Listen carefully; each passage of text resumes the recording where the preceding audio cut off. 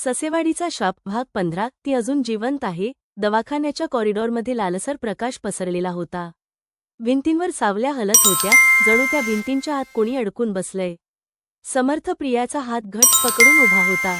तिचा श्वास तुटक, डोळे अर्धवट मिटलेले. प्रिया, माझ्याकडे बघ, मी इथेच आहे. तिच्या ओठांनी हलकेच हालचाल केली. समर्थ, मला थंड वाटतंय. तो हादरला. तो तिला जवळ ओढतो. तिचं शरीर बर्फासारखं थंड होत चाललं होतं. डॉक्टर निराळे मागे उभे, पूर्ण घामाघूम. हे चांगलं लक्षण नाही, ते कुजबुजले.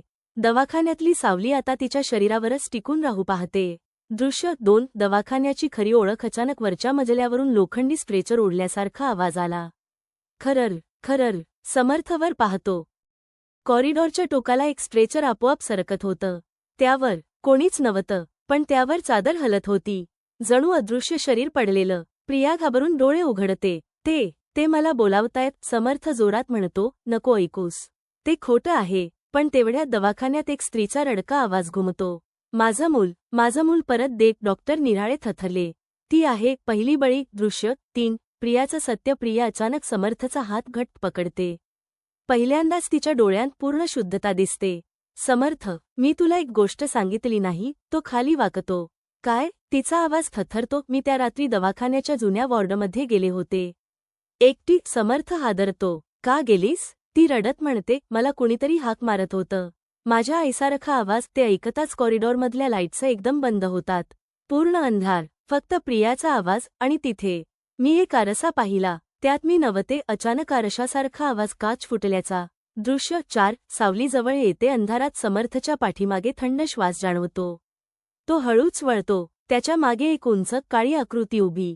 चेहरा नाही, फक्त पोकळी. डॉक्टर किंचाळतात. समर्थ, ती सावली सोडणार नाही. ती प्रेम शोधते आणि बळी घेते. सावली हळूहळू पुढे सरकते. प्रत्येक पावलासोबत दवाखान्याचा जमिनी थरथरतो. प्रिया अचानक ओरडते. माझ्याकडे येऊ नकोस. आणि स्वतःच पुढे सरकते. समर्थचा श्वास अडखळतो. प्रिया, थांब. ती मागे वळून पाहते. डोळ्यांत अश्रू. जर मी गेली नाही तर ही सावली तुला घेईल. शेवटचा क्षण. सावली प्रियाकडे हात वाढवते. समर्थ क्षणाचाही विचार न करता तिच्या आणि सावलीच्या मध्ये उभा राहतो. आधी मला घे. दवाखान्यात एक भीषण किंकाळी घुमते. भिंतींवरून रक्तासारखा द्रव वाहू लागतो. सावली थांबते. पहिल्यांदाच. आणि एक खडखडीत आवाज येतो. तू घाबरत नाहीस? समर्थ शांतपणे म्हणतो. भीती आहे, पण प्रेम जास्त आहे. सावली मागे सरकते. प्रिया कोसळते. समर्थ तिला धरतो. तिचा श्वास अजून चालू आहे. भाग 15 समाप्त. प्रिया अजून जिवंत आहे. पण सावली गेली नाही. ती फक्त थांबली आहे. सर्व भाग पाहण्यासाठी चॅनेलला लाईक करा, सबस्क्राईब करा आणि शेअर करा.